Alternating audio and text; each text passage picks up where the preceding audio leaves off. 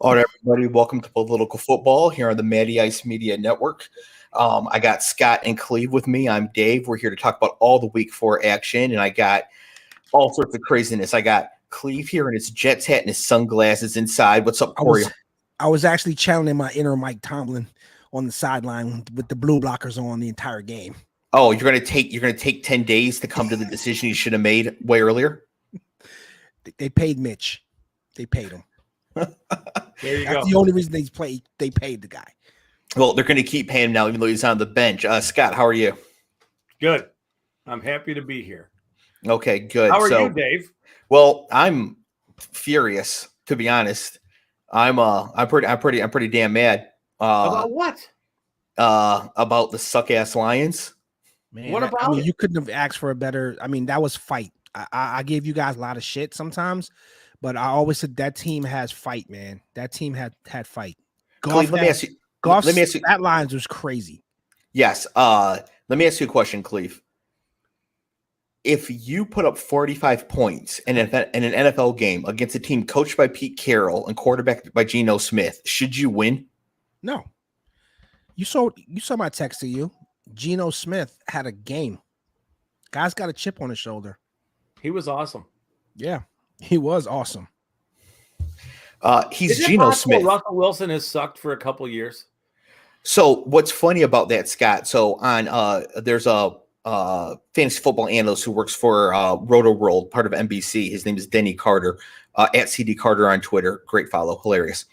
He actually tweeted that he thinks Russell Wilson has, quote, never been good, which I don't think he meant it literally, but like I took what he meant. I think it's sort of the same thing you were saying there.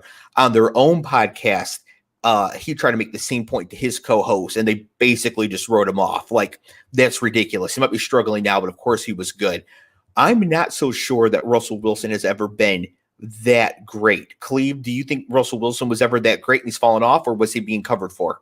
I think he's at the twilight of his career, and I think that has a lot to do with it. There's a lot of tread on those tires. The guy did go to a Super Bowl. The guy was what was he, second string when he took over, or third? Yeah, something like that. It was like Tavares and some other guy there. So Matt Flynn. So he beat out pretty much nobody to get the job, and I think having a coach like Pete Carroll, where he got to kind of do whatever he wanted, he flourished in a system that wasn't a system. He's at the end of his career. Like, what are you expecting from him now? He's 33. That's ancient in football. Not for quarterbacks. Not for Tom Brady. Or any of them. Aaron Rodgers is 39. He was really good at 33. Matt Stafford won the Super Bowl at 34. But the brand of football that he had to play is what I'm getting at. And I should have explained that better. The Seahawks never built anything around him offensive line wise to give. He's always running for his life. Like, he was always running. We have a lot of plays with him just having the pocket collapse on him, and he's got to make a play. And There was one year after the Legion of Boom dissolved where he was pretty much the entire offense. Mm-hmm. So there's a lot of tread on those tires. I'm giving him the benefit of the doubt with that, but he's played a lot of football. It strikes me as really weird that they would structure their offense the way they had for years with him to be such a run-heavy team. Yep. Right? And you don't really do much. They tried to get offensive line help. They did. But his, he always won when he extended plays and made plays with his feet, throwing the ball down the field. But I just find it hilarious that for years Pete Carroll refused to let Russ cook. And now the guy that he's choosing to do the cooking is Geno freaking Smith. And it's figure. It's amazing. Go figure, it's ridiculous. Man. And we have to talk about Aaron Glenn because, Dave, I'm sure you don't have strong thoughts on this at all. I'd love to hear them.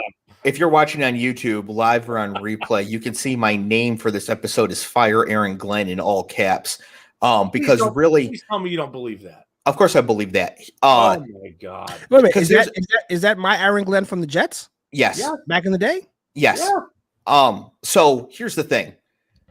If you give up 41 points, Goff did throw a pick six. If you go up 41 points, to Geno Smith in the Seahawks at home, like nobody will take, like there's no way to take him seriously anymore. Like who would ever listen to this man ever again about how to play defense? Like he's got to be seen as a clown now. I suppose maybe all the players will be like, oh, well, we were just all terrible. We're all bad. We suck. We know the coach is okay. And we're all going to get cut next year because besides Hutch and Tracy Walker, who's up for the year now, we're all trash. Like, I don't think the players think that. So now Aaron Glenn's going to be yelling at the linebackers to do better. And they're going to be like, bro, you don't know what the fuck you're talking about. We just gave up 41 to the Seahawks. Like the entire defense is garbage. And he is the defensive coordinator. There's no coming back from this. They're not going to turn around the next week and do great. Like somehow they held Justin Jefferson like 3 catches for 14 yards, still blew the lead in the fourth quarter. This game, DK Metcalf goes for 7 catches, 149 yards. Lockett 6 catches, 89 yards, and a touchdown. Geno Smith 23 of 30, 320 yards, 2 touchdowns, no picks, and like 2 quarterback pressures all game long. They couldn't find a way to get any sort of pressure on Geno Smith and the Seattle Seahawks. And I didn't even write down Rashad Penny's line, but he ran for like 130 yards and 2 touchdowns too. They got gashed and killed by everybody. It's not that DK had a huge game where he's making these awesome freak plays. The entire Seahawks offense, the Seahawks ripped them to shreds. They are terrible. They're awful because they're poorly coached. Like Aaron Glenn obviously has got to go. Like we cannot just sit around and keep waiting. Last year when it was clear Anthony Lynn was garbage, they fired him, took away the play calls, brought in somebody else who's better. Aaron Glenn can't get it done. He's out. Scott. Clev. You throw a pick 6. That was the game. Yeah, first play of the second half. You know what I'm saying? That was the game. If he didn't throw a pick 6 there, that changes the game. I don't know that it changes the game because they literally never stop Seattle. Like this was like a Big 12 game. Yeah, I'm not discounting that. What I'm saying is that a high scoring game like that, you can't throw a pick 6 in any of that. You can't have that kind of mistake. Geno went damn near perfect. No picks. So yeah, you're right. There was no pressure. But again, your quarterback throws a pick 6 in a moment there. If you score 45 points in an NFL game, you should be able to give the other team 7 and still win. I mean, they scored 45. You must not have seen the Frank Reich comeback or the miracle at the Meadowlands. I did see the Frank Reich comeback. I was in 3rd grade. But I did see it. Okay, so Dave, can we view this as just a very bad matchup for the Detroit Lions in a week in which their defense, because they're missing Tracy Walker, really was not ready or capable of playing good football in this matchup? They weren't prepared. Why can't we have because their quarterback like Geno Smith? Yeah, that's what he can't get his head around. That's what he can't get his head around. You can't be unprepared to play against Geno Smith. Geno Smith is not good. He is a career backup, right? This is like the Packers being like, well, we weren't ready to play against Bailey Zappi. Like, Geno Smith is not good. He may not be terrible. He's better than Mitch Trubisky, clearly. But you cannot let Geno Smith come into your house and put up 48 points on you, 41 points on you, and then keep your job. Like, that's it. You're done. What is going to happen? Don't they play Buffalo on Thanksgiving? Like, what in the world is going to happen when Josh Allen comes rolling through here? We still have to play Aaron Rodgers twice. Right. I mean, at this point, Justin Fields will put 500 yards on us. Right. So in a week, next week when the Lions play the Patriots and they only score 7 points on offense, are we firing Ben Johnson because they just scored 7 points in one game? No, because the defense for New England is coached by Bill Belichick, and the offense for the Seahawks is coached by Pete Carroll. Right. Like, there is no scenario where you can get destroyed by the Seahawks offense and keep your job. The Vikings, yes, if the Vikings had done this last week, that can make some sense. Or the Rams or most other teams. But you cannot get this obliterated by the Seahawks and maintain any sort of credibility as a coach. I mean, he would have to put together a top 7 defense the rest of the way, which he's not going to do because Tracy Walker gets hurt and he can't even coach around it at all. I mean, Tracy Walker is really good, but he's one safety, right? The Steelers, they're playing this split zone safety concept where you need 2, and you need one like Tracy Walker who's super versatile, right? And you have 4 or 5 days to get ready for your next opponent, and you throw in Kirby Joseph in there, who's not ready to play. Right? Kirby Joseph is not ready to play. And I'm not giving him a pass. I'm just saying that to expect the Lions defense to be a top 7 defense the rest of the way, you're going to be disappointed. They don't have I'm already disappointed because they give up 41 points to Geno Smith at home. I'm already disappointed in the Lions defense, and I think it's garbage. And what were you expecting of the Lions defense, though? Not 41 points to Geno Smith. I don't know, 24 points because you're going to struggle because you don't have Tracy Walker. 41 points to the Seahawks. Yeah. I mean, they only give up 38 to Jalen Hurts. And it's not like their defense has been good. The Lions this year have scored more points than any NFL team in the history of the NFL in their first 4 games. They are 1-3. Mm-hmm. That is a defense problem. Yes. Right. They are the most prolific scoring offense. They are the 2000 Rams on offense through 4 games. They didn't have Amon-Ra St. Brown. They didn't have DeAndre Swift. The offense still put up 45 without their 2 best players. But we lose 1 safety on defense, and now it's okay to give up 41 to Geno Smith. This one instance, the Lions probably should not fire Aaron Glenn right now because of this one game. But it's clear now that this dude just does not have it. Maybe he needs a ton of talent, but it's like a Jack Del Rio situation in Washington. It's clear it's not going to work for him, just like it was for Anthony in the last year, and it's time to move on. I just don't agree with this desire to be so aggressive in firing a dude when honestly some of their players have sucked. I mean, tell me, what has Charles Harris done for you?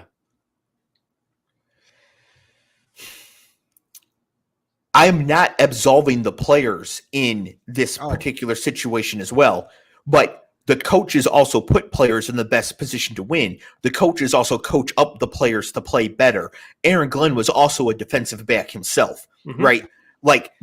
Pretty damn good one. Right. You could say they're going to struggle more than they should against Seattle because they lost Tracy Walker. That is fair. I'm not arguing against that. What I'm saying is I don't care if the entire starting 11 was out and the 3 of us were the secondary. You can't give up 41 points to Geno Smith. You can't get no pressure on Geno Smith. I didn't even write it down because it was so disheartening, but Geno, Pro Football Focus put out a tweet where there were 0 quarterback pressures on the Seahawks this week. And Geno retweeted it and said, cooking steaks back here.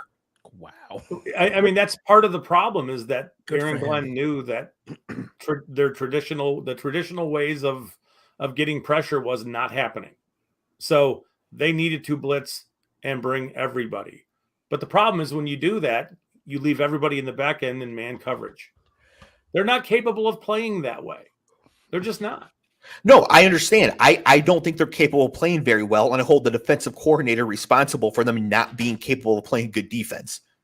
So are we do we fire Brad Holmes for not bringing in better players? I mean, where do we end with that? Well, Brad Holmes could at least stake his claim to the offense too, because he's in charge of the entire team. So he gets to take both sides of the ball. So he can take some credit on the other side too. And the thing too is that it's not just that they lost, it's the manner in which they lost.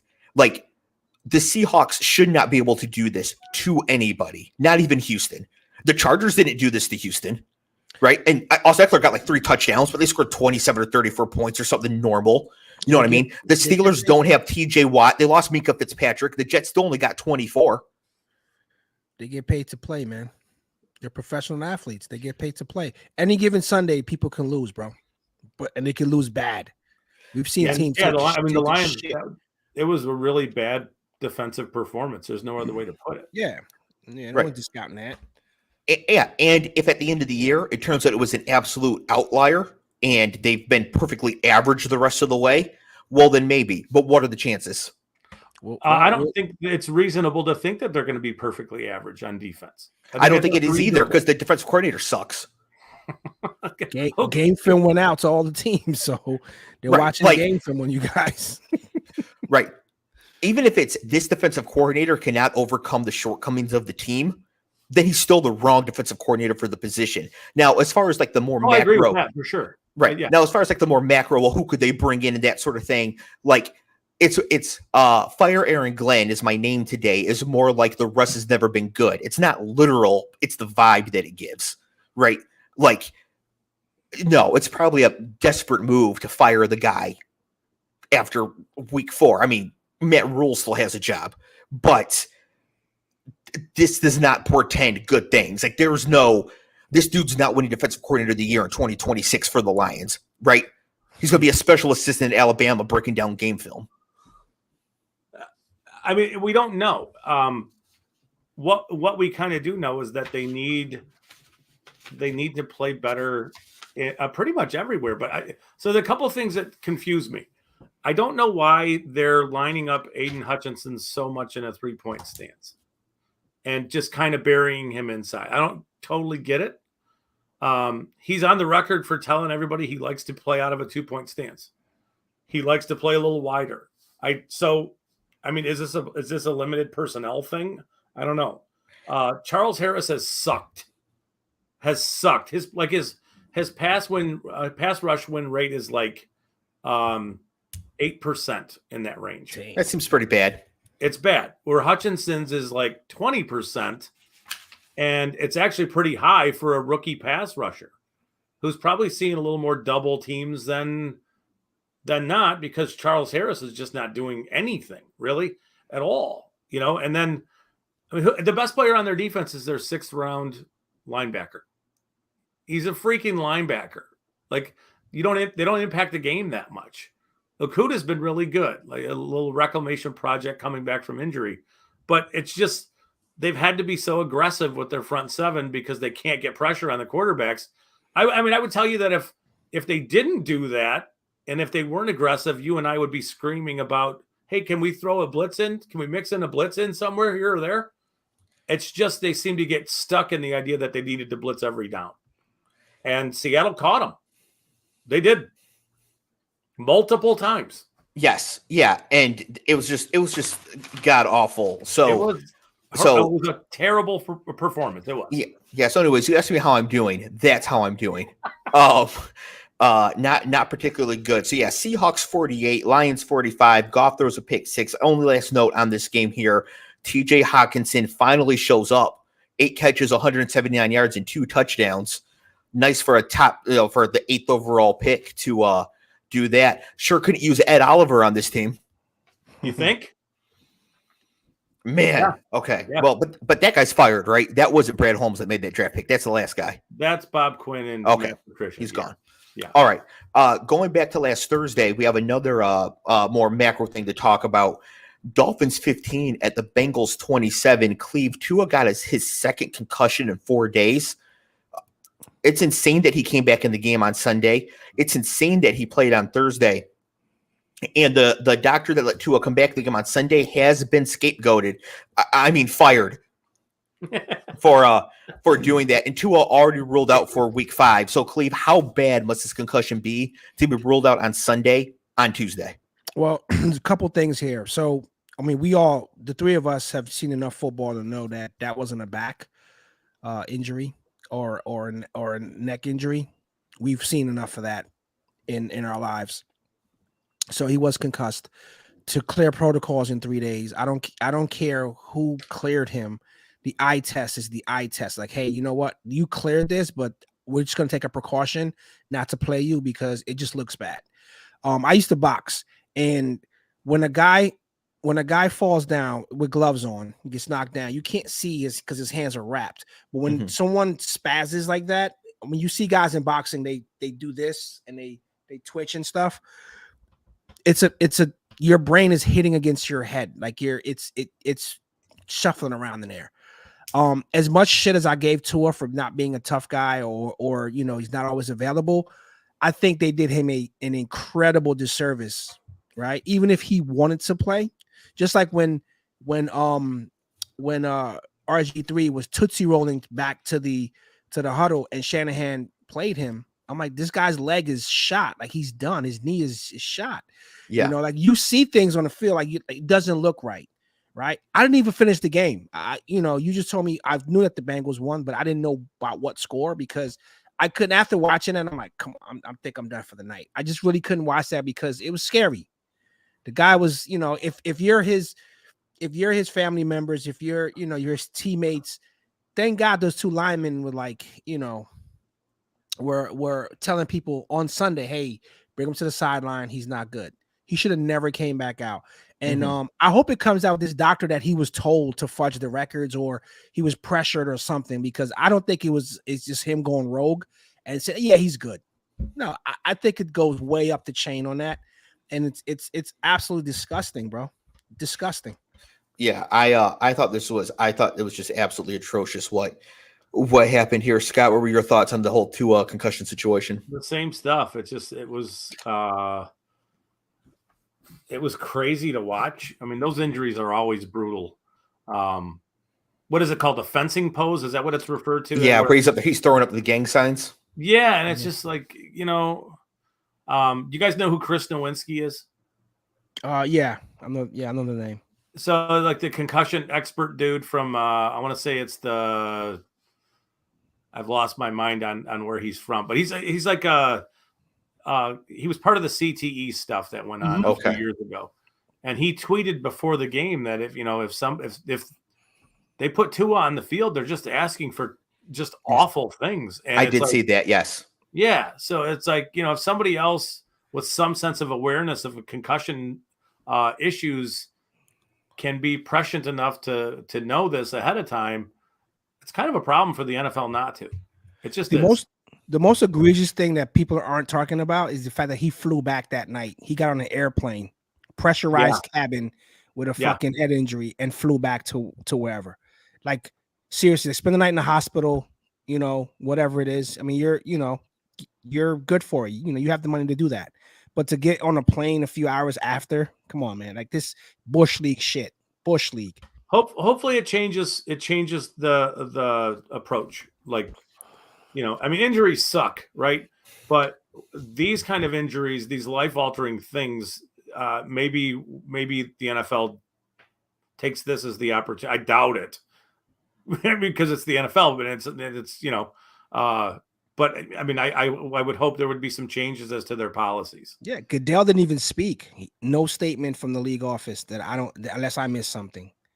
No statement from the league office. None whatsoever. Yeah, we're investigating. Insane.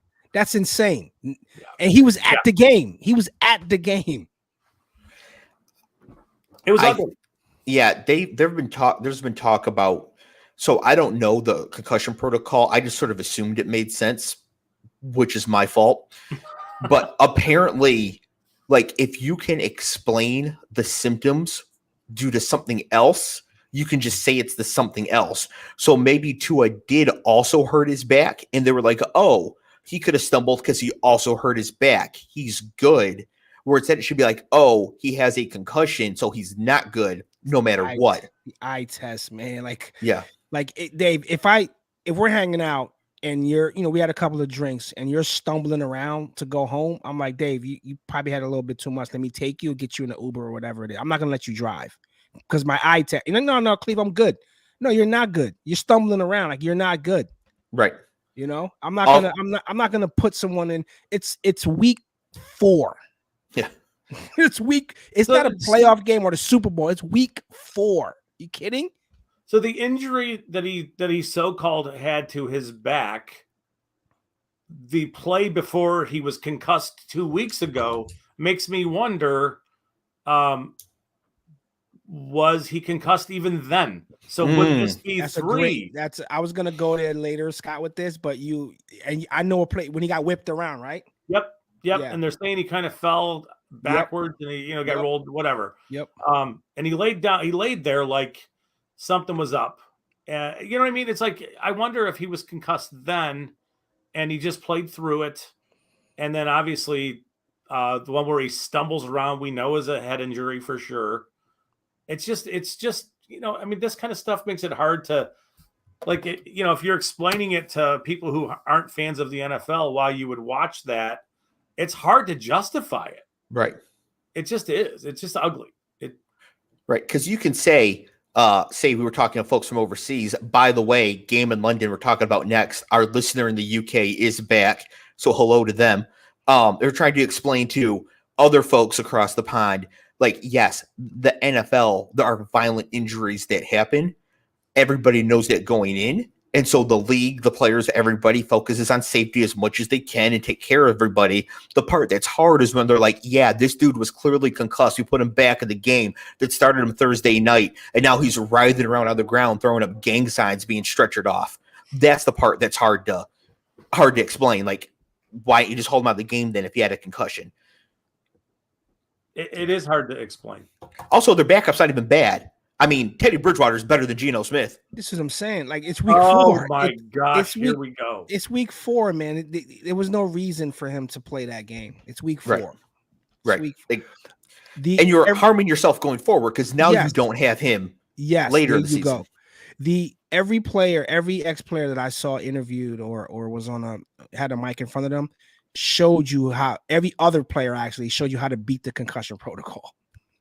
They literally said, hey, you know what, Tua, you know, and again, I'm just marginalizing it. Like Tua's the bag on him has been that he's not been durable, and he wants to play. Obviously, he wants to play. He's gonna. Well, is he up for money next year? Is it next year? 2 years. 2 years. Okay, so he's trying to secure a spot in the NFL because this may be his last. This was his season to show, hey, I'm NFL. I'm an NFL quarterback. You know, so it sucks for him.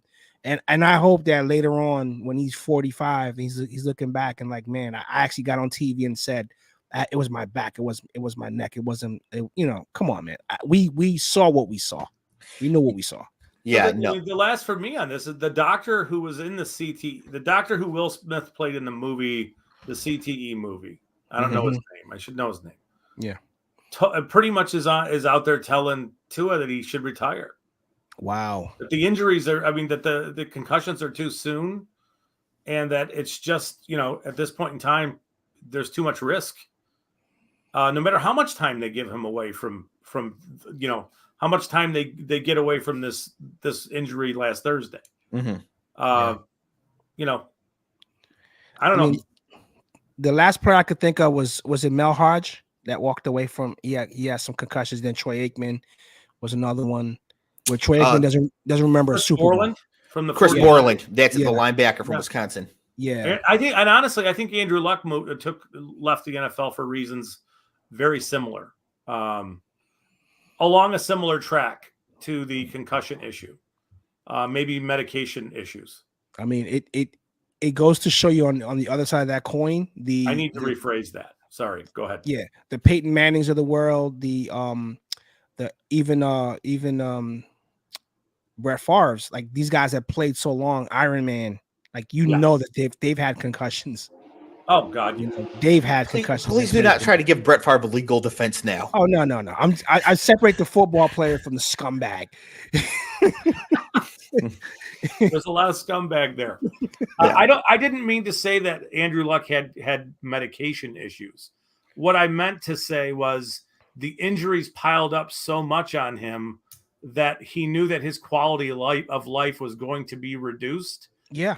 His ability to be a father to his children was going to be reduced. And he was smart enough to know while it was happening that his career as an NFL player wasn't as important as his pursuits were off the field. So, you know, congrats to him for doing that. It's just such a difficult thing to do. Yes. Obviously, he had millions of dollars and he had the financial freedom to do that, but still, it's still a remarkable thing for a young man to choose. It just is. Yeah, I mean, you play a lot of football. You play from Pee Wee all the way up to the pros, and if you got a 10-year career in the pro, that's a lot of football. Yep. A lot of football. Yep. The next game we have here, we have the Vikings 28 at the Saints 25. This game was in London. Couple notes on this game. Justin Jefferson, 10 catches, 147 yards, 1 carry for 3 yards and a touchdown, and the Vikings won. I wonder if these things are related. The weirdest thing, though, from this game is not what happened on the field for me. The weirdest thing for me happened before the game. I know what you're going to say. So they sang the American national anthem because it's the NFL. So they sing the Star Spangled Banner. And then they sang the United Kingdom national anthem, which has always been God Save the Queen. Not anymore. But not anymore. They changed it to God Save the King. And like when I'm like half asleep as they're singing, because like 9:30 in the morning, and I like panicked. I was like, did they just mess up the words? Like what is happening? Like it took me a second to remember, like, oh yeah. And like now James Bond is in like His Majesty's service, right? Like all this stuff is going to have to change around this. Things I'd never even thought about before.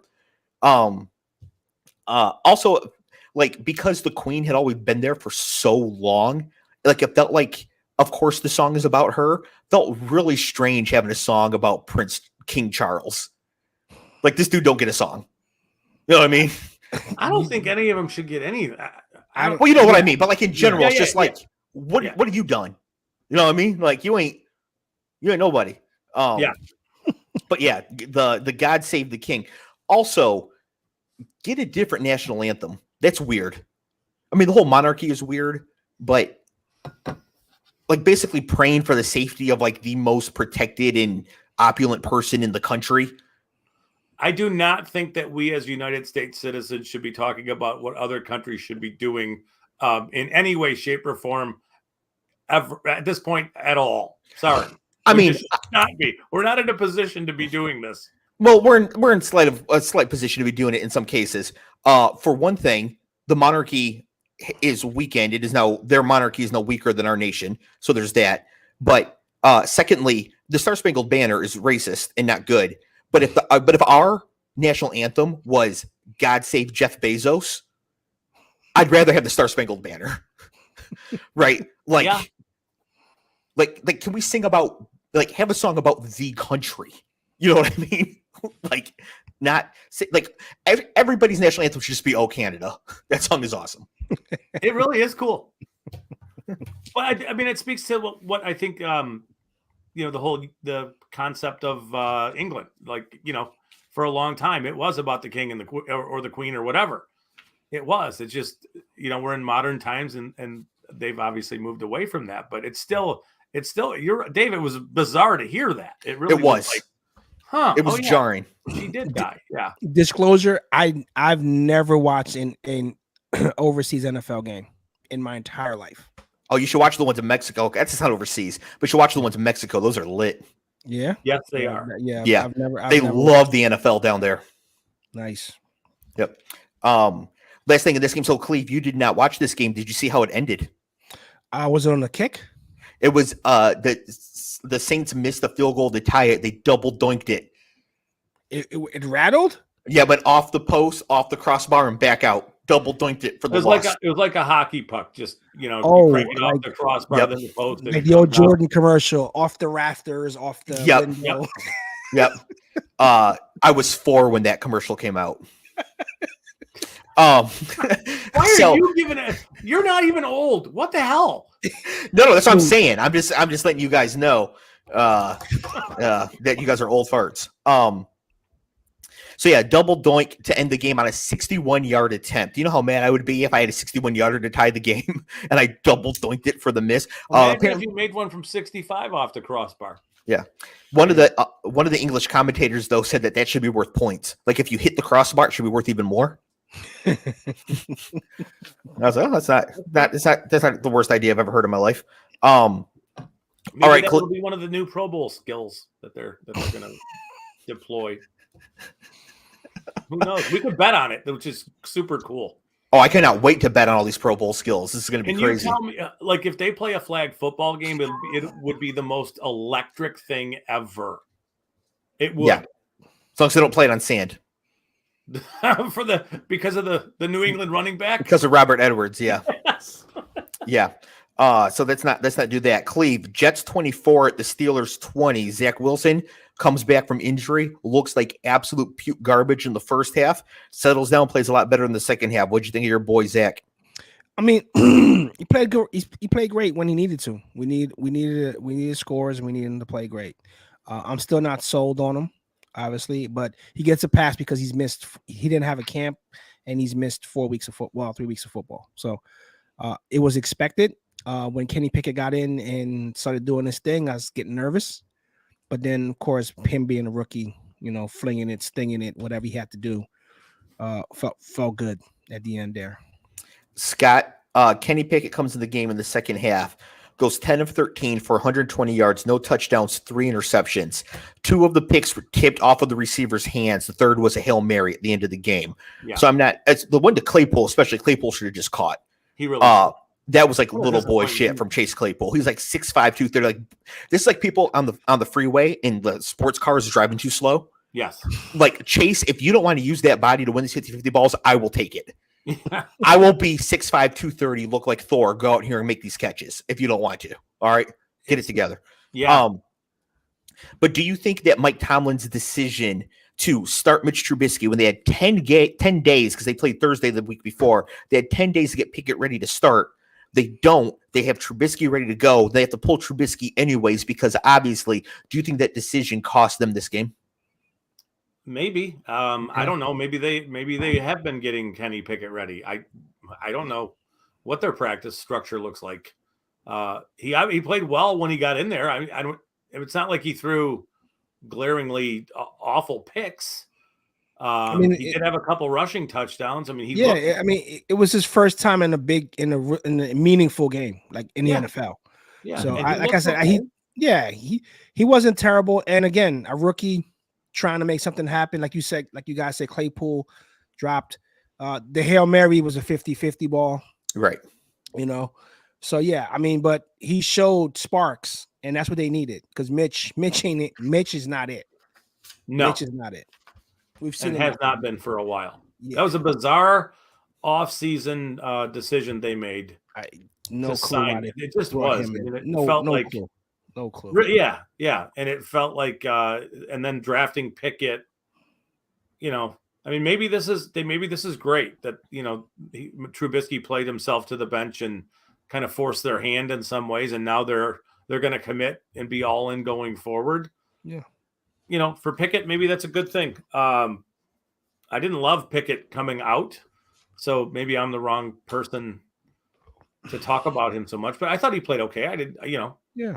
I'm not ready to kill him just yet. No. I think it caps them, that entire offense, for a little bit, but there's one other thing to keep in mind. It's not as capped as it was with Trubisky. No, he at least threw it downfield to Chase Claypool to drop it. Yeah. So there's one other thing about this too, though, about this decision and why they should have started him in this game. Because this game, you're home against the Jets. Sorry, Cleve, but you're home against the Jets. That's a pretty decent spot to get your first start. The absolute worst quarterback so far in standard fantasy scoring this season is Justin Fields. He has the lowest points of any quarterback who's played all 4 games. He's got the fewest points. However, quarterback against Buffalo, as like one player, all the quarterbacks that have played Buffalo so far are beneath that, right? Collectively, quarterbacks against Buffalo are doing worse than Justin Fields this year. Wow. Next week, Pittsburgh is at Buffalo. Damn. So you could have started him at home against the Jets for his first game. Now he's going to first start on the road against Buffalo. Maybe he pulls a Matt Flynn. He could. Geno Smith did this week. There we go. Let it go, man. Let it go. I am trying to let it go. And by it, I mean of Aaron Glenn, and go, I mean from his job. Bears 12, Giants 20. This game sucked. This was a game between 2 awful teams. The difference is that one of these teams has Saquon Barkley and the other doesn't. That was literally the only difference in this game. Cleve, 6 Giants caught passes in this game. Saquon Barkley was obviously one of them. Can you name 2 of the other 5? No. I'm not even going to try. So, and Kenny Galladay did not have a catch. Okay, well, there's my one. The leading pass catcher on the day was Daniel Bellinger. 3 catches for 23 yards. He's a rookie tight end out of San Diego State. He might be okay. The second leading receiver was Tanner Hudson, 2 catches for 18 yards. Boom. Yes. And then there were 3 wide receivers with 1 catch each. Darius Slayton, Richie James, and David Sills. David Sills from West Virginia fame, right? Yes. Yeah. Yeah. The Giants are in a lot of trouble. They are in a ton of trouble if they cannot generate any offense at all. Also, Danny Dimes hurt his ankle and Tyrod Taylor got concussed. So I don't even know who their quarterback would be this week if Dimes can't go. They brought in Jake Fromm to work out. He's still in the league? Oh, no, he can't be in the league. Just okay. Yeah. I thought he was driving DoorDash, as they would say. They could trade for Drew Lock. He's not busy now that Geno's going to the Hall of Fame. What do you think Drew Lock would have did against the Lions on Sunday? Not that. Do you think he would have put up 35? I think he probably would have done the exact same because honestly, I think so long as you aren't totally inept in that game, you could have done what Geno did. Right. The real question is, what would Patrick Mahomes have done in that game? Right. Yeah. Like, I think Geno probably did the floor. Right. I think he probably did what was just kind of there. Right. Man. If we put, could you imagine what if we put Tua and the Dolphins receivers in that game? Right. Yeah. They put up 406 on Baltimore. Like, they would have gone insane in that game. So, so Drew Lock could be available for the Giants to go and get. But yeah, this game was just terrible. Cleve, the Giants are 3-1. I was gonna just say that. Man, it's great. It's crazy. Maybe the worst 3-1 team in history. Next game here we got. How bad is Justin Fields, Dave? It's a little hard to say. It's a little hard to say. Why is it so hard to say? Dude, well, give it to us. Come on, you got to say it. Yeah, so there's a couple things here. This was his best game so far, like by question, and it was the best game play calling wise too. They actually threw the ball to Mooney down the field. Fields dropped back 35 times to throw. He had been averaging like 16 drop backs a game through the first three games. The monsoon game against the 49ers in week 1 is in there as well. Couple of reasons. Their offense is garbage. Their offensive line is terrible. Their best receiver is Darnell Mooney, who is like a decent number 2 at best. They don't have any other receivers. Cole Kmet is a mannequin. He is just white Kenny Golladay at this point. That dude cannot move at all. David Montgomery is hurt, which, like, who cares because he's just a guy. But they bring in Khalil Herbert, who is slightly better than David Montgomery, but he's all they have back there as well. Like, the coach could also be a stone moron. I mean, that's also in play here. They might have no idea what they're doing. We don't know enough about Eberflus to know really. It's just a bad environment and a bad situation all the way around, and he is clearly not good enough to overcome that bad environment, which I would have thought he would have been to at least put up some numbers. Maybe not to get some wins, but to at least put up some numbers, and he is not good enough to overcome that awful environment. Yeah. Yes. Some of the issues present, like watching him at Ohio State, are present now. And because because their offense is so bad, it makes it worse. They have a terrible offensive line, and he has a desire to hold on to the ball too long, which means he's bringing too much pressure upon himself, and struggling to understand, what's happening in front of him.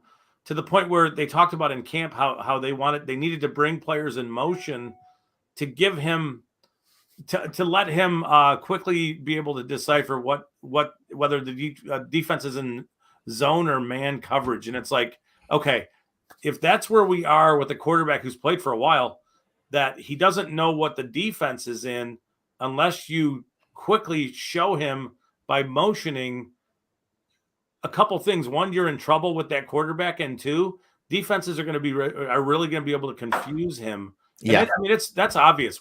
There's some of that.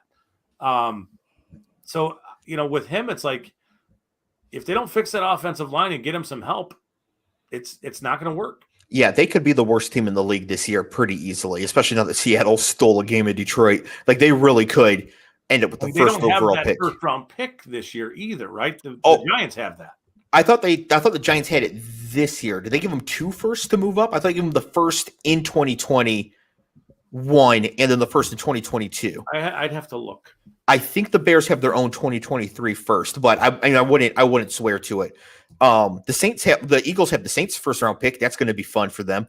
But again, landing spot here does matter as well. If Justin Fields were on the Jets or the 49ers, he's probably doing a lot better than he is on the Bears. And if Zach Wilson were on the Bears, holy shit. Yeah. Right. Yeah. So I do think that the landing spot is pretty important. If Justin Fields had gone to the Patriots instead of Mac Jones, right? I mean, a lot of that stuff really does matter as well, but it's clear that he is himself not good enough to overcome the terrible situation that he finds himself in. I'm not ready to say that he's bad just yet, but it's closer than I want to be. That's for sure. Next game here, we've got the Titans 24 at the Colts 17. It's a Matty Ice special right here. AFC South kind of meaningless, but the Titans at least look somewhat good. Derrick Henry 22 for 114 and a touchdown, 3 catches for 33 yards. Clev, the Titans are at least trying to get Derrick Henry involved in the passing game. Does that give you some hope for this team going forward? No, I don't think they're doing shit this year. Tannehill, pedestrian at best. No, I agree. On the other side, the Colts, Matt Ryan is dust. I think he's like late stage Eli Manning bad. He looks terrible, and it's a miss for me because I thought he would not. But I did think that the coach kind of earliest on the hot seat would be Indy's coach, Reich. I just did, in case something like this were to happen. That's a good team. I mean, at least they have some pretty good talent on that team. And then you bring in a player like Matt Ryan and set the expectations to be, we missed the playoffs last year because of what happens in week 18, whatever it was. Yep. And the expectations are fully for playoffs. And Matt Ryan, you're right. I mean, he looks awful. Like awful. Yeah, but the rest of the team looks bad too. I mean, Jonathan Taylor in this game, 20 carries for 42 yards. Yeah. I mean, they're burning rookie running back contracts. They're going to have to make a choice to pay him, and they're going to. But Michael Pittman's on a rookie deal. They're burning that. Mm-hmm. It's a bad situation there. It just is. What I would like to see the Colts do, and I don't know that they would do this. I don't know that the Bears would do this. I don't know that anybody in the NFL has the risk tolerance for something like this. But I would like the Bears to admit that it's not working, and the Colts admit that Matt Ryan's not working, and to send Matt Ryan and some picks to the Bears for Fields. Like right now, because it's not going to work for the Bears no matter what. Yeah. And it's not working for the Colts, but maybe, right, you get some young guy in there, some better coaching, whatever, something like that. You have two teams that are just not going to do anything. And I just feel like in the NFL too much, these sort of middle of the road teams or bad teams just sort of stay stuck and don't ever make any big swings to try to make any big changes. Yeah. But it's clear that this is not working for either of them. It's like, just do it now.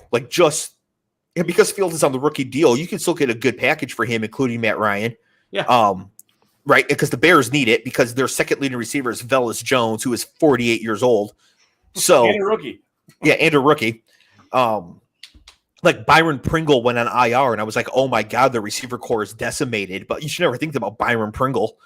Cole Kmet looks so bad. Jesper Horsted is going to start getting snaps. I don't know if he's still on the team. But if he is, he's going to start getting snaps. That's a real person, Cleve. Is he injured? Is he banged up? Because he does look super robotic. No, I think that Ryan Pace is awful and drafts bad players, and Cole Kmet's a bad player. First tight end off the board in that draft class, probably not the right pick. So I would like to see something like that, like some big in-season shakeup. Off-season, you get Devontae going to the Raiders and Tyreek to the Dolphins, Russ to the Broncos. There's something right now. This isn't working. The Colts have to try something.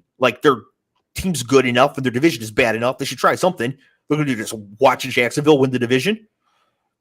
Yeah, I mean, it's It's interesting but I think you're right. I don't think there's enough risk tolerance for anybody in the NFL to make that kind of a move. I mean, imagine the Colts 4 weeks into the Matt Ryan experiment. Just, yeah, we're done. I mean, you and I, Cleve, would love it because it's recognition of what we can see with our eyes, right? You know, and maybe the Bears even recognizing that it ain't going to work. Justin Fields isn't going to work here for A, what we have around him, and B, the kind of player he is. Maybe that resurrects things for him somewhere else. But yeah, I mean, it's unrealistic to think that's gonna happen. Yeah, I would just like to see something like that sort of happen. Speaking of trying to run it back with the same thing over and over again and having it never work, the Texans scored 24 points, less than the Chargers 34 points. Which, by the way, the Chargers scored 2 touchdowns fewer than the Seahawks did this week. Austin Eckler in this game, 13 carries for 60 yards and 2 touchdowns, 6 catches for 49 yards and a touchdown. Cleve, one thing I noticed here is that Justin Herbert is back to 100%. You think? Yeah, he was looking good out there. He did not look like he was afraid of any hits. He was chucking the ball around. Scott, were you impressed with the Chargers' performance, or did it just feel sort of like they sort of just went in there and took care of business and got out of there? Because I actually thought they played pretty well on offense anyways. They did. And getting Eckler involved sure helps things, right? Like, I mean, that's an explosive player. Mm-hmm. He hadn't been all that involved through 3 games. And I know that the Herbert injury and all that stuff, I don't know how Herbert recovers from that injury this fast. It's just, I mean, how much Toradol did they give this dude? He shot him up good. Yes, no, they look good. Their offense looked really good. And talk about a team that's decimated with injuries too. I mean, you missed Rashawn Slater, the starting left tackle's out. They replaced him with some dude. Who knows who it is? I mean, I know who it is, but I couldn't tell you who it is. Right. He gave up 0 pressures. They're missing Joey Bosa. That team is just, it's like cursed. Keenan Allen. Mike Williams had a decent game, but it was the Eckler show. Yep. They look good on offense. They did. Cleve, the Texans are bad, but they have shown some signs of life on offense. Damian Pierce, the 75-yard touchdown run in this game. Brandon Cooks, a few catches, few yards, touchdown. Nico Collins went 3 for 82, I think. Are the Texans, Cleve, set up in a better spot for 23 and 24 than Indianapolis? For sure. So going into next year, when I ask you to do the win totals, you're going to have Houston above Indianapolis? Most likely, yeah. And they have multiple. That's a team that has multiple first rounders, right? Yes, they should. Mm-hmm. Yeah. Yeah, they should, yeah. Because they had 2 this year. The Sharks have 2 next year, I think. Yes. Yeah. Yep. And then the year after that, because of Watson. Yep. Yeah, so they should have multiple first rounders every year. Also, they took that guard in like the 15th overall pick, which is a terrible decision. It doesn't matter if he ends up being the next Randy McDaniel or whatever. It's still going to be a bad pick because of where they took him. But he looks good at least, like a hit on the pick. So that's a start. But I agree. I would not be shocked, depending what the Colts do at quarterback. I would not be shocked if next year we are more bullish on the Texans than we are on the Colts. For sure. It's crazy to think about that. Yes. The next game here was one of the most frustrating but also satisfying games on the weekend. Cleve, the Browns 20, the Falcons 23. I'm so glad this is happening to the Browns. Get a load of these stats for the Falcons. Mariota goes 7 of 19 for 139 yards, no touchdowns, and a pick. Drake London has 2 catches for 17 yards. Kyle Pitts has 1 catch for 25 yards, and they won. How? What happened? Karma, maybe? Divine intervention? Well, Myles Garrett was out, right? So the pressure factor was not a little bit there. Did it need to be? He was 7 of 19. Huh? Like, he sucked anyways, right? So I'm rooting against the Browns like everyone else is this year as well, but I'm a Jacoby Brissett guy, and I just feel so sorry for this fucking guy being on that team. I just feel he so sucks bad. too. He was awful in this game. He's part of the reason why the Falcons are able to win. Yeah, it was. This was a thank God for red zone weekend. Every time, every other weekend, you're like, thank God for red zone, because I could not be in.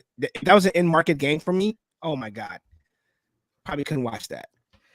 No, I watch any in market games on a Sunday weekend, or on a Sunday afternoon. Jacoby Brissett, as I mentioned, not very good in this game. But they have no choice but just roll with him until Watson comes back, right? There's no improvement or anything, right? I don't know what the other options they would have. Yeah. And he's doing a fine job of getting that offense. I mean, Nick Chubb is fine. He's managing it. He's a game manager. Yeah. Next game, we got the Commanders 10 at the Cowboys 25. This was the most boring game of the weekend, even more than the Giants and Bears, because at least it was so bad it was entertaining. This game was never close, even though the Commanders were the one score in the fourth quarter. Like, it didn't matter. They had never had any chance of winning this game. Cooper Rush is now 3-0 this season. The Cowboys are contenders of the NFC because they're 3-1, and Dak's coming back, and they're looking pretty good.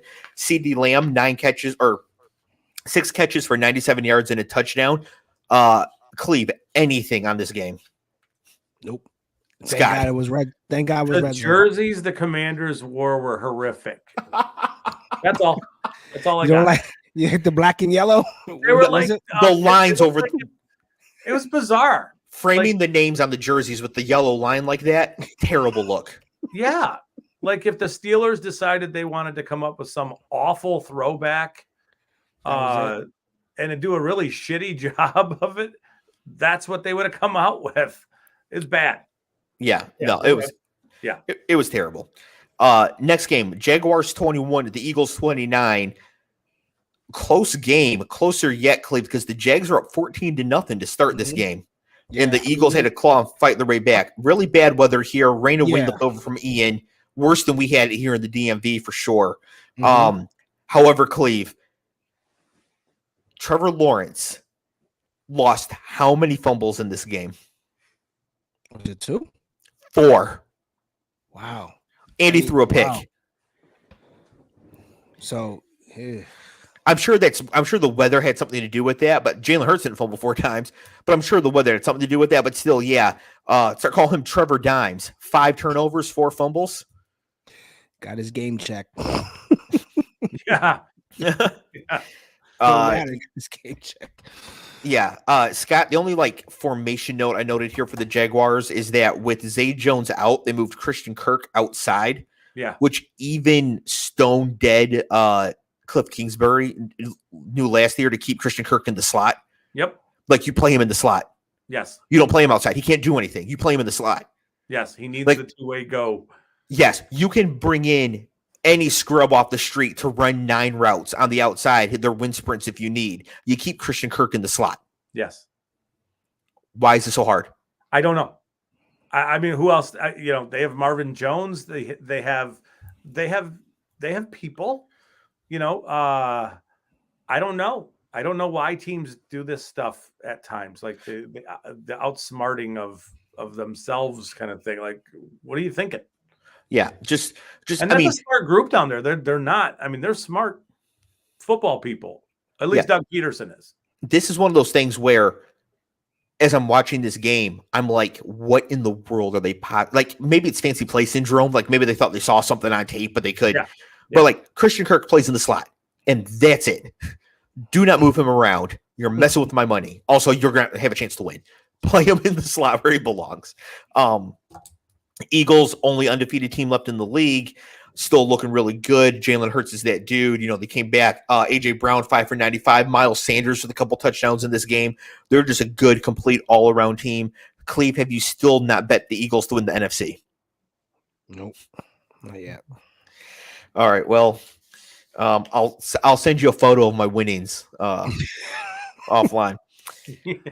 Go ahead and do that. There we go. Next game, Bills 23 at the Ravens 20. As a adopted Ravens fan, this was also frustrating. Thankfully for me, I was too busy being mad at Aaron Glenn to be mad at John Harbaugh. So the Ravens are up 20-3 in the second half in this game. Cleve, the game was tied at 20, 4 minutes to go, 4th and goal at the 4-yard line for Baltimore. They went for it rather than kick the field goal. Now, the analytics, all the models say this is basically a toss-up. This is a 50-50 decision mathematically. At the time it happened, did you have a strong thought? And now in hindsight, do you have a strong thought? Yeah, so I was at Matty Ice's house watching the games, and I said to Matt, I turned to Matt and I said, you go for the points here, because if they lose this game, it's going to be by 3. I shit you not. That's what I said. I don't know what, like 4 minutes on the clock. Like, what are you doing? Going for it on 4th down. Scott, what do you think? Well, how many times did Buffalo score in the second half? And it seemed like Baltimore did not stop Buffalo Right. in the second half. So I understand them thinking that, kicking a field goal and giving it back to Buffalo with 4 minutes is probably, probably a losing proposition. If you play it out 100 times or whatever it is, it still feels like a bit of a bizarre decision. I didn't love the play call. So the play call was not good. One, I'll get to that. I like the decision to go for it there. I think it's okay to plan for the Bills to score a touchdown. Right? Yeah. I mean, they're so good. Tua just put up 406 on you. Like, I think it's okay to plan for that eventuality. And then you want to have the touchdown of your own instead. I think that's okay. Also, one of the huge benefits of going for it in these sort of situations is that the other team is pinned deep in their own territory. Yes. But Lamar threw an interception in the end zone, so they got to come out to the 20-yard line. So a lot of the benefit of going for it was lost when that happened. And so that also changed it in hindsight, because now they're starting at the 20, not their own 4-yard line. If you think, we missed it, they got to go 96 yards, right? You could be thinking, well, if we do stop them, we'll get the ball back, decent field position, go down, kick a longer field goal. We do have Justin Tucker. We'll kick a longer field goal and we'll win. Yeah. So I actually liked the decision. I would have liked it if they just kicked the field goal too. I mean, at the time it happened, I thought it was a close decision. The math didn't say it was a close decision. Yeah. Just the but this is what bizarre. Yeah, but kick the field goal and then make a stop. Either make a stop or an interception or whatever. Take the points. Take the points is I don't know how many times I screamed at the TV before it happened. Yeah, I just think they were. It was reasonable of Harbaugh to assume or to plan for 23 not being enough to win. Yeah. And in that case, then you won't have a better chance than you do right then of score. Like if you kick the field goal here and Buffalo scores a touchdown, well, now you need a touchdown. Right now you're on the 4-yard line. Like you're probably not going to have a better chance to score a touchdown. Wasn't there weather in this game as well? Yeah, but it was clearing up by then, which is why the Bills started coming out in the second half. Gotcha. Yeah. It was close. Like if they kicked I don't think either one was right or wrong. And then at the end of this game too, we also had this situation where once the Bills did get down there into field goal range, the Ravens needed to let the Bills score, and Marcus Peters tackled the running back and let him run out the clock and kick the field goal. And then there was a confrontation on the sideline, because apparently Marcus Peters did not know that we were like a let them score situation. Yeah. I mean, you got to make sure everybody's on that same page, because that's so abnormal. You got to make sure people know that it's a let them score situation. Is that a fireable offense? No. Also, if Aaron Glenn had a Super Bowl to his name, it was Aaron Glenn who did it. Well, yeah, and that'd be pretty bad. But of course, if Aaron Glenn was coaching the Ravens in this game, they would have lost 500-3. So, Coach Harbaugh would have had to been going for it on 4th and 22 from his own 3-yard line, because he knows he needs touchdowns because Aaron Glenn's coaching his defense. Anyways, the Ravens are 2-2 and the Giants are 3-1, and that feels like a crime. That doesn't seem right. Next game here, we had the battle of the doomed coaches. Cardinals 26 at the Panthers 16. Cliff Kingsbury was a significantly better coach in this game than Matt Rule. That tells me everything I need to know. Matt Rule actually should be fired immediately. Yeah. Like not just vibes like Aaron Glenn. Like he actually needs to be fired. I think Baker's also it's overdue. Baker's done. Yeah, that's a great point, Cleve. Yeah, Baker is bad. Like and I became a Baker guy over the couple of years. As you know, our first season, I was killing Baker. Yep. But I'm actually ready to see Sam Darnold come back. Dude. They actually Incredible tweeted what he does to offensive players around him. Like this guy's like a cancer or something. I don't know. he's NFL Shea Patterson. Yeah. like it should work, but for whatever reason, he just cannot get the ball to the people he needs to get it to. Because his 2 long passes, he had Robbie Anderson on a busted coverage, and then Laviska Shenault ran like 90 yards on a busted coverage. Other than that, there have been no long plays at all for them. Cleve, you mentioned Sam Darnold coming back. I was hoping for that too, but apparently he is not close to coming back from his ankle injury. Really? Wow. Yeah, then Matt Corral's got the Liz Frank, so he's out for the year. So Baker's got to steer the ship. I'm afraid to look to see who their backup quarterback is. Let me look and see. I wonder if it's Nick Foles. Is it Nick Foles? This feels like a Nick Foles spot. Or Mike Glennon. This is Mike Glennon. Mike Glennon out of nowhere. I would be shitting you. Oh, man. I would be shitting you. But if the Panthers in a desperation move made a move for White Mike here, I'd be like, yeah, I get it. You got to try something. Maybe they go for Drew Lock. Yeah. Scott, get a load of this stat. The Panthers now are 1-26 under Matt Rule when the opponent scores at least 17 points. That's incredible.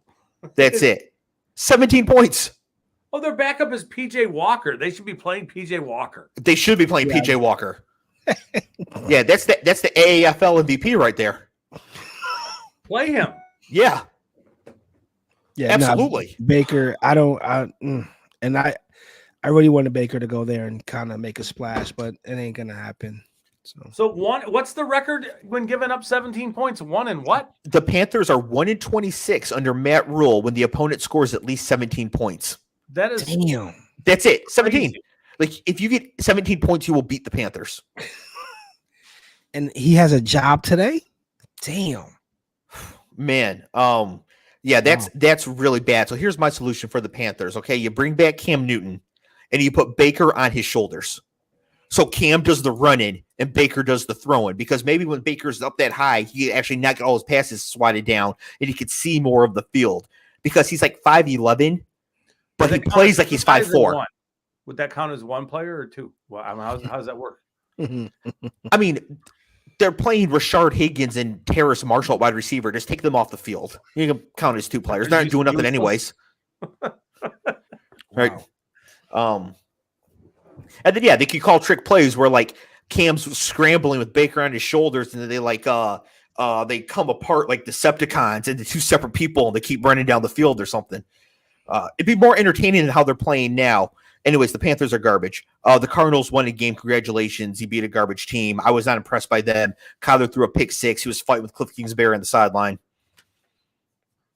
Not impressed there at all. Yeah. Broncos 23 at the Raiders 32. Cleve, your boy Nathaniel Hackett. It's not great. Beyond not great.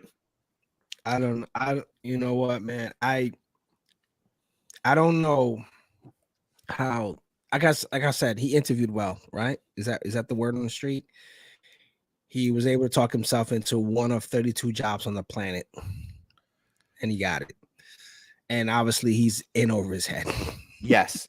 And I mean, this was a really bad game for the Broncos. This is bad for this game. This is bad in general. So first, the Raiders decided to get Devontae Adams involved again. 9 catches for 101 yards. That's a good idea, and they won. But Denver's supposed to have this like really good defense, and Josh Jacobs had 28 carries for 144 yards and 2 touchdowns, 5 catches for 31 yards. They made Josh Jacobs look like Christian McCaffrey. Yeah. They made Josh Jacobs look like Rashad Penny. Yeah. Sorry, Dave. No, Rashad Penny didn't catch any passes. Sorry. Yeah, Geno was too busy hitting receivers streaking downfield. I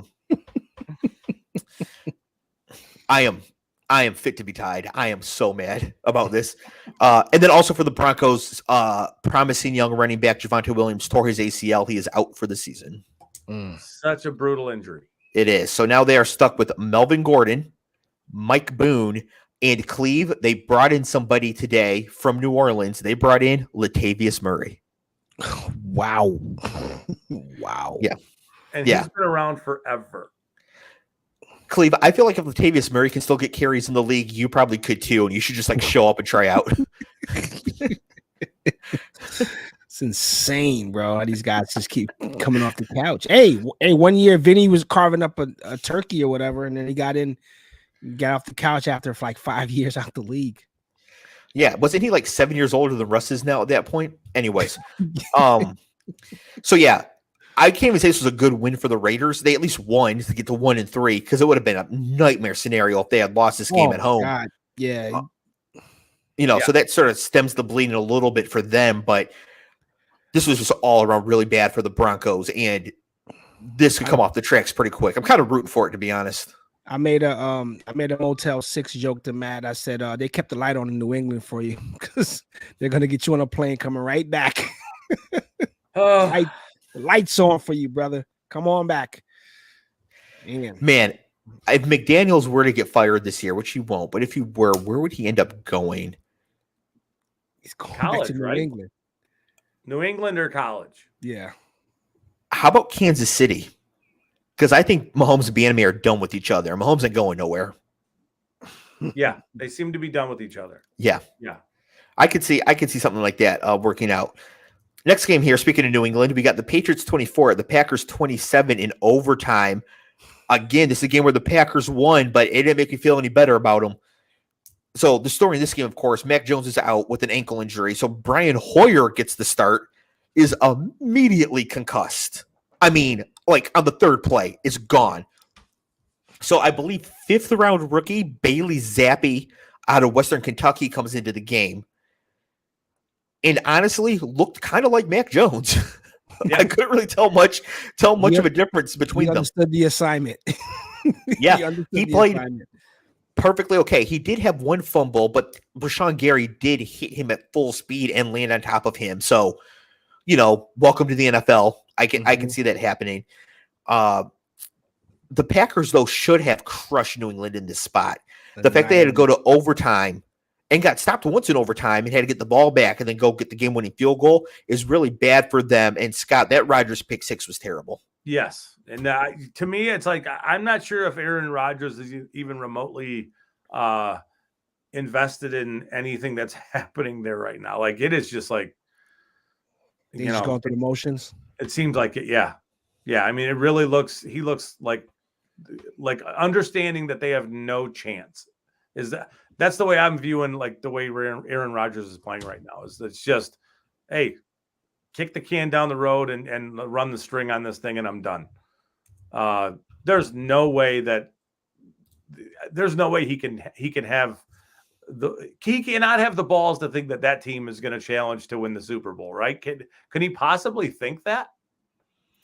No, there's no chance. I mean this was a game that said a lot more about the Packers to me than the Patriots. Yeah. Honestly, like, this told me the Packers are not good, just like I thought. I mean, relatively speaking, they're not a contender.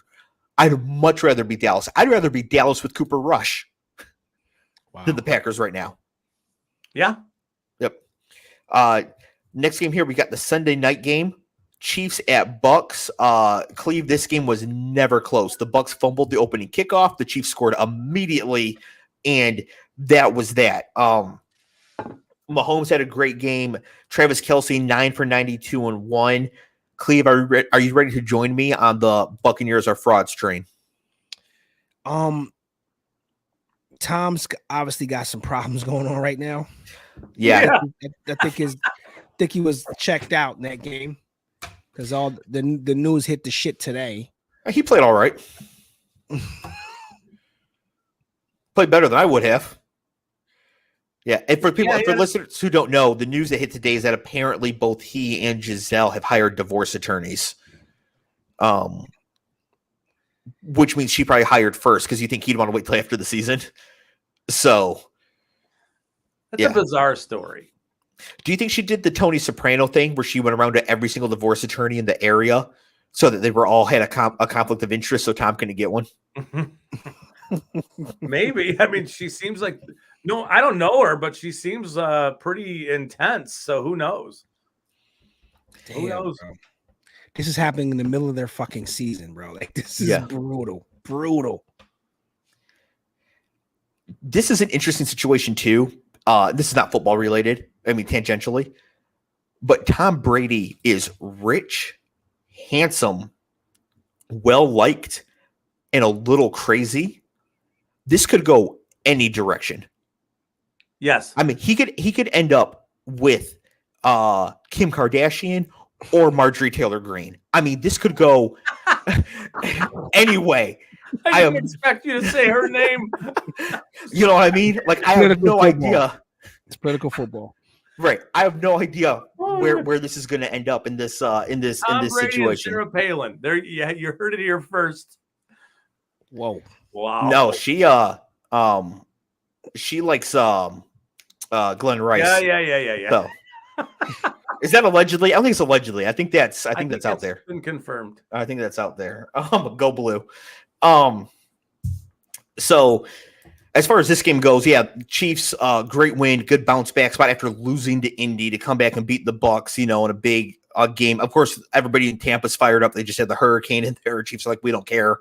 Like, be sad. One of the things about this game that I thought was strange is that they just had, they're reeling from a hurricane, and like the resources to get this game played was ridiculous. Like it was business as usual. We're having a game in Tampa. Great. They could have moved it to Minnesota. That would have been okay. Or just last second to London. Send the Bucs over to. I'm sorry, Miss Boonshit. He can't sign right now. He's out of the country.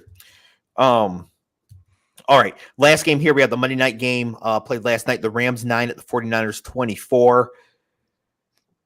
The Rams are in serious trouble here. Scott, what is wrong with their offensive line? It's just limiting everything they're trying to do. Matt Stafford, I think that elbow's worse than he's letting on. Mm-hmm. I mean, I can't remember a game in which he refused to throw the ball down the field until last night. Mm-hmm. And he would not. Cooper Kupp had like 14 or 15 catches. I don't even think for 100 yards. He just got over 100 at the end. Okay. Wow. So 15 for just over 100. It just seems so limited. They can't run the ball. They can't. Their passing game seems limited because of what's going on with Stafford. And I think, Dave, I think you're right. I think that's an implosion waiting to happen. If they lose a few more games, I could see a guy like Aaron Donald almost mailing it in. Rumors are that came back. He could have retired. Yeah. And I think he wrote the letter and told the Rams he was retiring, and they talked him out of it. And, I mean, you've got some fiery dudes there, Jalen Ramsey and Aaron Donald, some of these other guys. How much are they going to be in it if they're out of it, at the midway point of the season? I don't know. Potential for it to be ugly. Yeah, no, I think that's a great point. I would think in that case, you just try to move Aaron Donald because on a 1-year deal, you try to move him for some assets going forward to a contender, somebody who could really use him. Dallas, could you imagine Dallas goes and picks up Aaron Donald on loan for the back half of the season, him and Micah Parsons?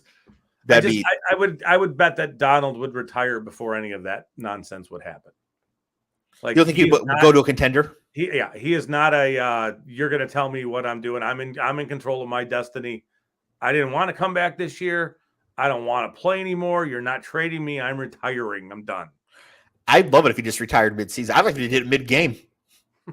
Not even at halftime like Vontae Davis. See ya. I like if he just called the timeout, took off his helmet, announced his retirement, and walked off the field. Well, it'd make a statement. He should do it at home. Probably get a standing ovation. From all the away fans in attendance at the Rams games. That's true. Clev, Deebo Samuel is an absolute beast. I do not want this to go overlooked. That 57-yard touchdown he scored in this game was amazing. And Jalen Ramsey is not a bad tackler. He is not Deion Sanders. And he ran through Jalen Ramsey like a hot knife through butter. Check out Deebo's Twitter feed today. I'll have to take a look. It's that play, but it's funny. What it's just funny. They must have some beef or something. I wouldn't be surprised because Ramsey seems like the kind of dude who's going to have beef with just about everybody. I think that's part of. Yeah. I mean, isn't that part of the way you have to play though, to play that position at that level? Yeah. Like you have to be a little nuts. Just, it's just funny. He ran through Ramsey and the way he pokes fun at it on his Twitter. It's funny. It's funny. Okay. I will definitely look that up. The 49ers defense is legit. Like they're legitimately very good. And they're going to make the divisional round of the playoffs again, minimum. They're so good. Now the broadcast, they kept talking about how this is a match between two playoff teams. And I'm like, there's one playoff team in this game. Yep. I don't know about the Rams. I would not put the Rams in the playoffs right now. No, not in the slightest. Okay. So if you're Lions fans, you're going to get an earlier pick. It's nice. Oh yeah. I forgot about that. We do get their first round. Yeah, made you happy. There you go. Yeah, no, that's good. We can get the new defensive coordinator, a couple more players. There you go. Perfect. All right. So looking quickly at the games next week, Cleve, have you seen the schedule for next week yet? Nope. So this week I cheated. I actually did look this week, so I do know what's coming up here. Thursday night, Cleve, are you ready for this? Colts at Broncos.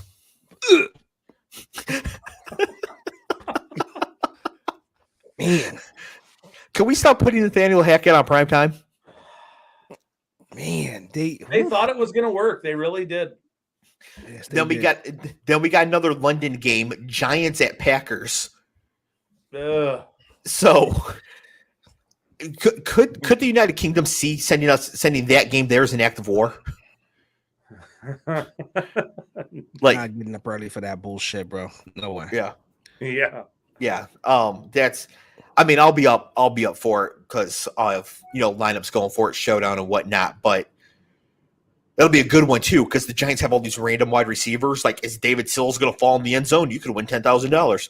Yeah. Lions at Patriots. So can't wait for Bailey Zappi to go for 405. If that happens, bro, let it go. Let it go. No. If Nelson Aguilar catches the ball in this game, it's going to be bad. Right, Devontae Parker's looking good. Yeah. I'm not Lions first game outside as well. I'm not too excited about this one, but hopefully we'll see. The offense is good. Hopefully we'll get Amon-Ra back. Chargers at Browns. Come on, Chargers. Just keep doing that. Texans and Jags. The Jags are favored by like 8 points now because they're the best team in the division. Falcons at Bucks. Who cares? Steelers at Bills. Aforementioned, it's Kenny Pickett's first start, going to be away to Buffalo. Cleve, Teddy 4 picks is going to the Meadowlands playing the Jets. Teddy 4 picks. He is the most risk outside of Tyrod Taylor. He may be the most risk-averse quarterback there is in the NFL. And his nickname is still 4 picks. So I thought he was going to say Teddy 2 Gloves. That's what I called him, Teddy 2 Gloves. Well, that's what his nickname should be, but you're gonna throw 4 picks in a game, that's gonna take care of that. Cleve, should the Jets win this game if Tua's out at home? Yes, because I don't think Teddy, whatever we're calling him, is gonna get the ball to all those guys. Yep. Bears are at the Vikings. No thanks. I mean, Justin Jefferson, maybe we get like the 250-yarder from Justin Jefferson. That's about the only thing. Yeah. Looking for in that game.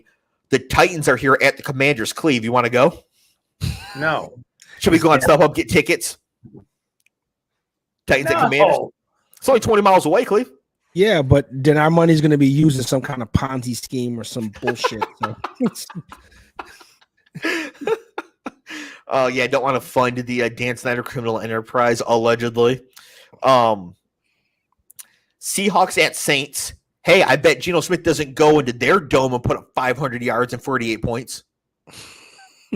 Let's craft a friendly wager. How many points do the Seahawks score this weekend? Is Jameis going to be back? Don't know. Because that makes a big difference. It's a risk. We're taking on some risk, not knowing some of these things. I don't know what the Vegas implied total is for the Seahawks here, but I will say the Seahawks will score 23 or fewer points. I will take the over and we'll a friendly dollar. All right. Friendly. It's like the seventh time we've done this, and nobody's keeping track of any of this stuff. I keep track of everything.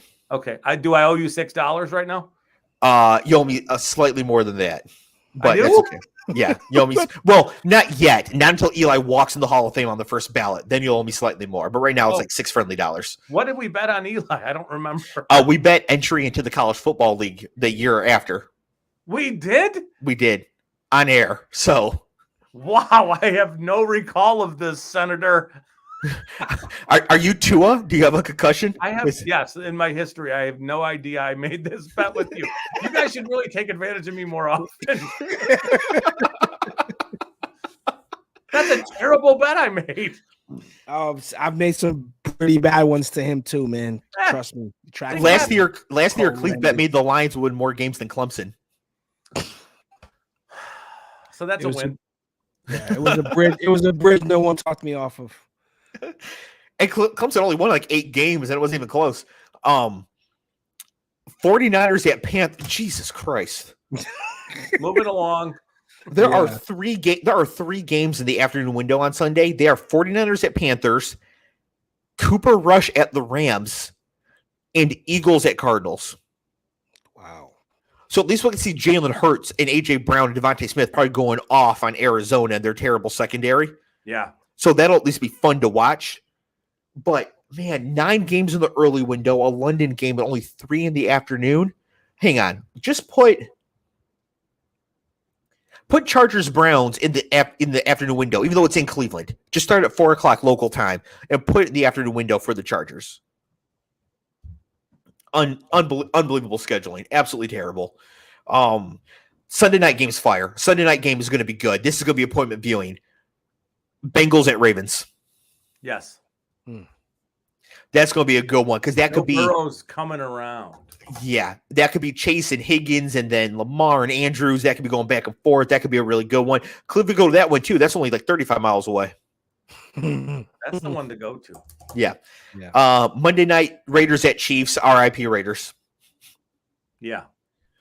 Yep. So that's the schedule next week. So not a lot of great games. The Sunday night game is going to be a good one, but of course with Red Zone, it's always good because there's always going to be a little bit of something going on there. So before we get out of here, Cleve, was there anything else you wanted to bring up or say? I think JJ Watt's a crazy bastard. And tell the listeners why you think that. So he had an AFib, and for you guys listen, I'm not a doctor, obviously, but an AFib, heart goes out of rhythm, and you can shock it back in. But the danger with that is that your body can create blood clots. So he literally risked having blood clots playing an NFL game. And it's something that, I mean, he made a choice for himself, and obviously someone cleared it to be fine. It was the Dolphins doctor. Yeah, he only outed himself. Chargers doctor. Right? Yeah, don't worry. If you get a blood clot in your lung, I'll just go in there and stab it, and we'll just pick it up. To me, it just lends to the risk versus reward that these guys. I mean, JJ Watts, he's at the twilight of his career and nothing else to prove, but he wants a championship, whatever. But to play after having a AFib shock, dude, I've never heard something like that. That's insane to me, bro. I sent that tweet to my non-football friends because I thought it was so crazy. Yeah, I couldn't believe what I was reading or hearing. I was like, wow, that did someone cleared you to play football? Yeah. Are you serious? Scott, anything before we get out of here? No, I'm good. I'm afraid that if I open my mouth, I'm going to make another bet, and that's a bad idea. So back to you, Dave. All right. Well, thanks in advance for the entry fee that year. So I have nothing else to say, really. Just to let everybody know we are part of the Matty Ice Media Network, mattyicemedia.com. There's other great podcasts there, all sorts of good stuff. If you are listening to the audio podcast, 1, thank you. 2, it's also a YouTube live stream, so you can also look at us while we do this. If you want to see Cleve's Jets hat and sunglasses and the faces I make throughout the show, you can do that. There's a link in the show notes, no matter where you're listening, for the YouTube page. You can subscribe, get notifications for every time we go live. See it there. The show does also have a Twitter account, which is in the show notes as well. It is twitter.com/politicalfbpod. I couldn't do a political football podcast that was too long. So Political FB Pod is the Twitter. So go ahead and follow that. Right now, I'm not tweeting too much from there. Liking some stuff, retweeting some stuff that I like. Retweeting pretty much anything Scott puts out there because his Twitter's good too. Scott, what's your Twitter? At Bischoff_Scott. Yes. And that is also in the show notes below. Clev is a boomer. He does not have Twitter. That's a great choice. It really is. I would get in so much trouble. It's a risk aversion. Yeah. Super smart. Yeah. Twitter. The thing you have to remember, Twitter is not real life. As long as you always keep that in mind, that Twitter is not real life, you can be okay on Twitter. I mean, half the people are bots anyways. So it's not real life. Real life doesn't happen on Twitter. Use it for information, finding out cool, interesting things, and retweeting people you like, and it can work. But if you get sucked down the rabbit hole, you'll be fighting with people who claim that the Moderna vaccine causes you to grow 9 heads. You gotta look out for that. Now, the fact that they're running for Senate for Republican in Georgia is, a whole nother story. So anyways, we'll get more into that as we get closer to the elections here. But that's it for us. We will see everybody next week. Next Tuesday, we'll discuss the Week 5 games. Hopefully spend a lot of time on the Bengals and Ravens and not the Commanders and Titans. All right, everybody. Peace. Peace.